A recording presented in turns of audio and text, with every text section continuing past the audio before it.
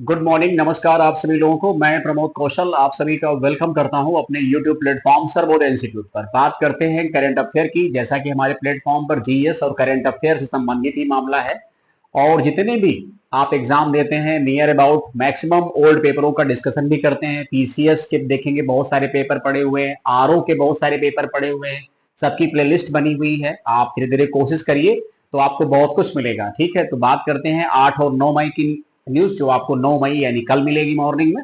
इसमें current affair के तकरीबन 10-12 क्वेश्चन बनाते हैं, हम एमसीक्यू टाइप बना देते हैं ना।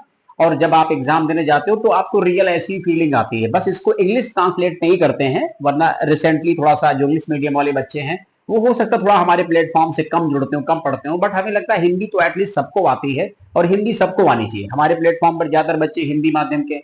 एसएससी का नोटिफिकेशन आ गया, एसएससी में बहुत सारी भर्तियां होती है, एसएससी है, एमटीएस है, सीएच जो है, तो एसएल है, बहुत सारी पोस्टेज है।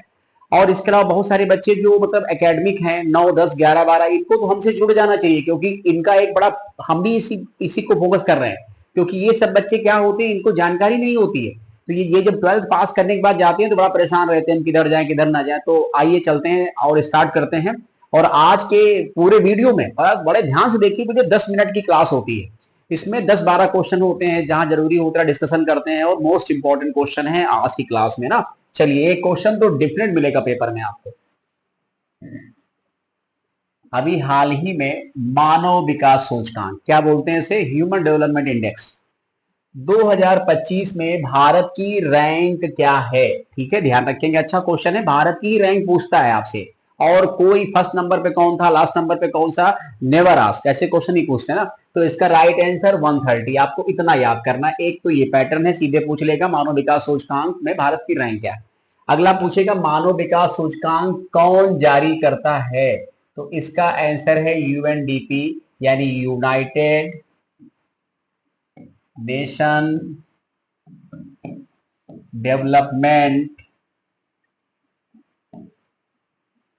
Programme. United nation development programme, संयुक्त राष्ट्र विकास कार्यक्रम। बात क्लियर हो गई ना। अब इसके अलावा इसमें एक क्वेश्चन और पूछेगा, इसमें कितने पैरामीटर हैं। तो ये क्वेश्चन एग्जाम में हमेशा आता है और बड़ा कंफ्यूज करता है आपको। ठीक है, कि क्या पैरामीटर्स हैं। आइए आगे बढ़ते हैं, पैरामीटर्स लिखे होंगे। प्रथम स्थान पर आइसलैंड रहा है, अंतिम स्थान पर दक्षिणी सूडान रहा है ना, ध्यान रखेंगे। आइसलैंड है, नॉर्वे है, स्विट्जरलैंड है। एक समय ये था कि नॉर्वे ही टॉप पर था, अभी कुछ समय पहले स्विट्जरलैंड था, अब आइसलैंड हो गया ना, नॉर्डिक कंट्रीज हैं। इसके अलावा अब आगे देखेंगे तो ये व्याख्या डीप में दी हुई है, अब और समझ जाएंगे आप। मानव विकास सूचकांक, जिसको एचडीआई कहते हैं, में भारत की रैंकिंग में सुधार हुआ है। संयुक्त राष्ट्र विकास कार्यक्रम, जैसा मैंने ऊपर बताया, द्वारा जारी 2025 की मानव विकास रिपोर्ट में 193 देशों में वो 130वें स्थान पर रहा है। यानी कंट्री कितने शामिल किए गए, 193, लास्ट नंबर पे साउथ सूडान। भारत ने 2022 और 23 के बीच अपनी एचडीआई रैंकिंग 133 से 130 तक मतलब सही की है। रिपोर्ट में कहा गया कि भारत मध्यम मानव विकास श्रेणी में बना हुआ है। ये उच्च मानव विकास यानी एचडीआई 0.770 की सीमा के करीब पहुंच रहा, मतलब ये एक लिमिट के आसपास इंडिया आ रहा, अभी इंडिया 7 से नीचे चल रहा है ना। तो अब इसके अलावा क्या है, अब इसमें कुछ नहीं पढ़ना है आपको, ये सब जो लिखा हुआ है। इसमें पैरामीटर्स की बात करिए। पैरामीटर देखिए क्या लिखा है, स्वास्थ्य है, शिक्षा है। ठीक है, स्वास्थ्य, शिक्षा, और जो है असमानता। ठीक है, लैंगिक असमानता, इनके बारे में बात करता है ना। तो ध्यान रखेंगे, स्वास्थ्य, शिक्षा और लैंगिक असमानता। ठीक है, अब इसमें एक चीज है कि इनके बारे में बात करता है, स्वास्थ्य है, शिक्षा है, असमानता और आय लिंग असमानताएं बनी हुई, मतलब कहने का है कि इन पैरामीटर्स में ये देख रहा है ना। चलो, इसके अलावा देखेंगे पॉइंट, अगला क्या है। अगला है केंद्रीय जहाज रानी। केंद्रीय जहाज रानी मंत्रालय के अनुसार भारत की तट रेखा या कोस्टल लाइन की संशोधित जो भी चेंजेस हुए हैं, संशोधित लंबाई कितनी हो गई है। मतलब कहने का एक समय पर 7516 ये किलोमीटर होती थी, अभी कितनी हो गई है। तो इसका राइट आंसर ये सेकंड वाला है, 11098.81 किलोमीटर। तो जाहिर सी बात है, इसका मतलब थोड़ी बहुत सबकी बढ़ गई है, और कितनी बढ़ोतरी हुई है ये यहाँ पर लिखा हुआ है। ध्यान रखेंगे।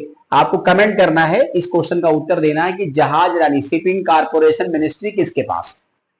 अब है 1970 में ये थी उसकी लंबाई, जो वर्ष 2023 में जो इसमें बढ़कर इतनी हो गई, ये ध्यान रखेंगे। इसमें इतने का चेंजेस आया, यानी इतना और ऐड हुआ, बढ़ोतरी हुई। गुजरात की तटरेखा सबसे लंबी थी राज्यों में, ठीक है। अब अंडमान निकोबार की लंबाई और ज्यादा बढ़ गई है। तो अगर देखेंगे तो यूटी में अंडमान निकोबार भी नंबर 1 पे था। वैसे देखेंगे तो अगर ओवरऑल देखें तो गुजरात राज्यों में नंबर 1 था, फिर महाराष्ट्र आता था। राज्यों में अभी भी वही स्थिति बनी हुई है, राज्यों में गुजरात नंबर 1 पे है, लेकिन अंडमान निकोबार पहले भी नंबर 1 पे था, यूटी में अभी भी नंबर 1 पे है, और इतनी ज्यादा इसमें ग्रोथ हुई है। तो ये ध्यान रखेंगे, जहाज रानी मंत्रालय किसके पास है, इसका आंसर आपको देना है। और तटीय राज्य, जो अगर कोई छोटा बच्चा पढ़ता है, मान लो क्लास 9 10, हम 6 से बच्चों फोकस कर रहे हैं, तो उनको बताना है कि भारत में कितने कोस्टल स्टेट हैं। कोस्टल स्टेट की वो संख्या बताएंगे और उनके नाम लिखने का प्रयास करेंगे ना। ये बात समझ में आई नहीं आई, ये पॉइंट भी क्लियर है। ओके, चलो अगला क्वेश्चन देखो। इसके बाद है हमारा अगला क्वेश्चन।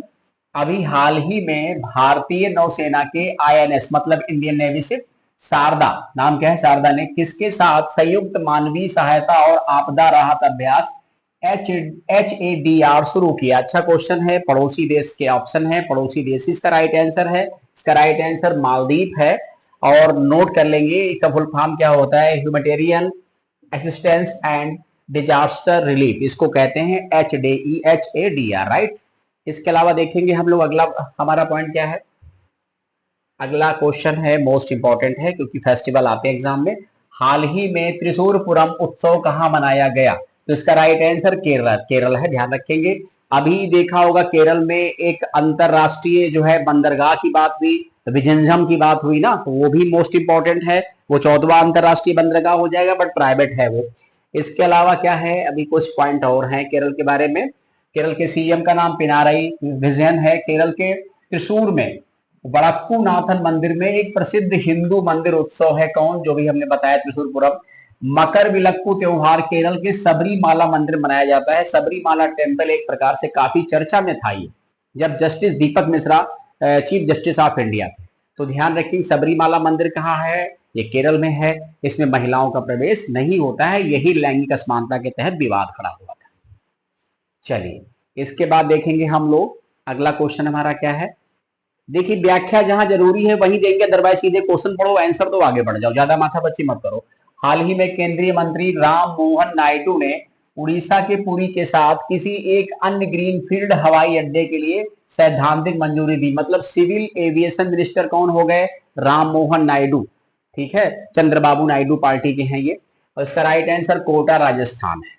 अगला क्वेश्चन हमारा क्या है, अगला क्वेश्चन है, हाल ही में देश का पहला अंतरराज्यीय चीता, सॉरी यहां सही कर लेंगे, चीता टाइगर, चीता कॉरिडोर की स्थापना किन के बीच की जा रही है। इसका आंसर है मध्य प्रदेश राजस्थान के मध्य में की जा रही है।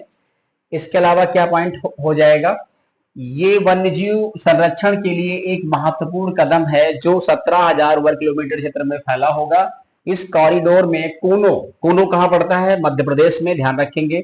कूनो नेशनल पार्क, कूनो राष्ट्रीय उद्यान मध्य प्रदेश और मुकुंदरा हिल्स राजस्थान शामिल हैं।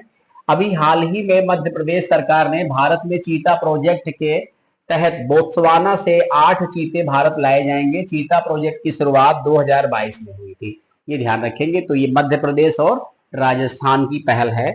ये क्वेश्चन भी इंपॉर्टेंट, चीता प्रोजेक्ट आया हुआ है, कब शुरू किया गया था, और ये भी क्वेश्चन अच्छा है। डोनाल्ड ट्रंप की हत्या कहां की गई थी, क्वेश्चन बिहार पीसीएस में आ चुका है, ठीक है। तो अब देखेंगे, अभी हाल ही में ट्रंप की हत्या के प्रयास की व्यापक और तुरंत कवरेज के लिए ब्रेकिंग न्यूज रिपोर्टिंग श्रेणी में किसे पुलित्जर पुरस्कार 2025 सम्मानित किया गया। एक क्वेश्चन के एग्जाम में बहुत ज्यादा आता है कि पुलित्जर पुरस्कार किस क्षेत्र में दिया जाता है, तो इसका आंसर पत्रकारिता है, मतलब जर्नलिज्म। आइए बात करते हैं इसका राइट आंसर क्या होगा, वॉशिंगटन पोस्ट का, ये सब जो है अमेरिका का है, ये बीबीसी लंदन का।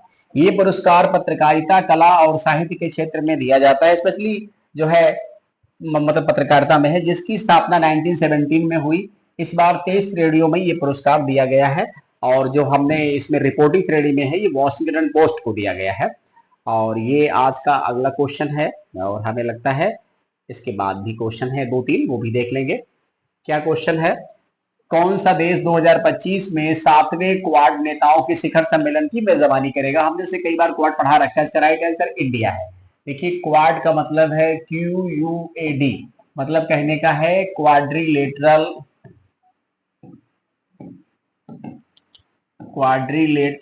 Security dialogue. Quadrilateral security dialogue, ठीक। ये 4 क्वाड ऐसे बनाए गए हैं, ऐसे, ठीक है। ये एक क्वाड्रिलेटर बन जाएगा और इसमें 4 ही कंट्री हैं, India, America, Australia, Japan. China इसको अपने खिलाफ समझता है। चाइना कहता है ये गुटबाजी है मेरे खिलाफ, प्रशांत महासागर में, हिंद महासागर में गुटबाजी कर रहा है। कौन? अमेरिका, जापान, इंडिया और इसमें ऑस्ट्रेलिया भी शामिल है। और सबसे ज्यादा इसमें देखेंगे तो जापान की ही मुहिम थी, और ये अगर देखेंगे तो इसको एक प्रकार से रीऑर्गेनाइज किया गया 2000 मतलब 17 में, और फिर इसके जो सम्मेलन है ये कंटिन्यू 19 से चल रहे हैं ना। तो अभी कौन करेगा? 4 ही इसमें देश हैं क्वाड में, और इंडिया इस बार मेजबानी कर रहा है क्वाड नेताओं की ना। चलिए, इसके बाद हमारा अगला क्वेश्चन क्या है? अगला क्वेश्चन है,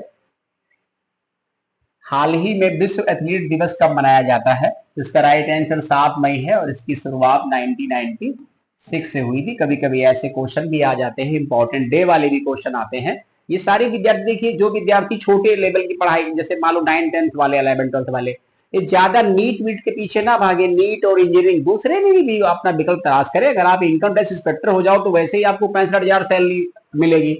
ना ज्यादा पढ़ने टेंशन, ना कुछ, आराम से बढ़िया SSC को फोकस करो, आपकी कैरियर काउंसलिंग बढ़िया हो जाएगी और अच्छा कर भी सकते हो आप। इसके बाद हमारा अगला क्वेश्चन क्या है? ये लास्ट क्वेश्चन है आज का, और ये पूरा हिंदुस्तान क्या पूरा वर्ल्ड जानता है। पहलगाम आतंकवादी हमले का बदला लेने के लिए पाकिस्तान पर भारतीय सशस्त्र बलों द्वारा किए गए हमले का ऑपरेशन कोड या क्या नाम दिया गया है? तो इसका राइट आंसर ऑपरेशन सिंदूर है। और ये देखा होगा 22 अप्रैल को एक घटना हुई थी, और 6 मई की रात में 1 बजे हमारे जो सेना है, आर्मी है, तीनों सेनाओं ने मिलकर के इसको अंजाम दिया। और जितने आतंकवादी जो है, जो शिविर हैं, वहां जो मस्जिदें हैं, जहां पर जो उनकी मुस्लिम मौलाना जो धर्मगुरु हैं, वो सब जो उनको ट्रीट करते हैं, बच्चों को ये सिखाते हैं अल्लाह क्या कहता है, अल्लाह क्या नहीं कहता। बच्चों क्या पता अल्लाह क्या कहता? कहते दीपावली मनाने पे अल्लाह खुश होगा, अल्लाह खुश नहीं होगा। ये सब फिजूलबाई जो करते हैं, इन्हीं को जो है डोज दी गई है प्रॉपर तरीके से। और पाकिस्तान समझदार मुल्क होंगे तो ज्यादा माथापच्ची नहीं करेंगे, शांत हो जाएंगे, और वरना फिर उनकी समस्या बढ़ेगी। वैसे वो परेशान है, अब आगे क्या लड़ेंगे ना। तो चलिए, ये रहा आपका जो है 8 और 9 मई का करंट अफेयर, जो कल मॉर्निंग मिल जाएगा। सेशन कैसा लगा प्लीज सभी लोग कमेंट करिए। और सारे विद्यार्थी, अगर 2-2 विद्यार्थी भी जोड़ेंगे, 2-2 प्रयास करेंगे, सब लोग जोड़ेंगे तो बहुत सारे विद्यार्थी जुड़ जाएंगे, थोड़ा प्लेटफॉर्म को ग्रो करने का मौका मिल जाएगा, और मैं भी खुल के आपके सामने आ जाऊंगा, ये बात ध्यान रखिए। चलिए, बहुत बहुत धन्यवाद, थैंक यू सो मच आप सभी।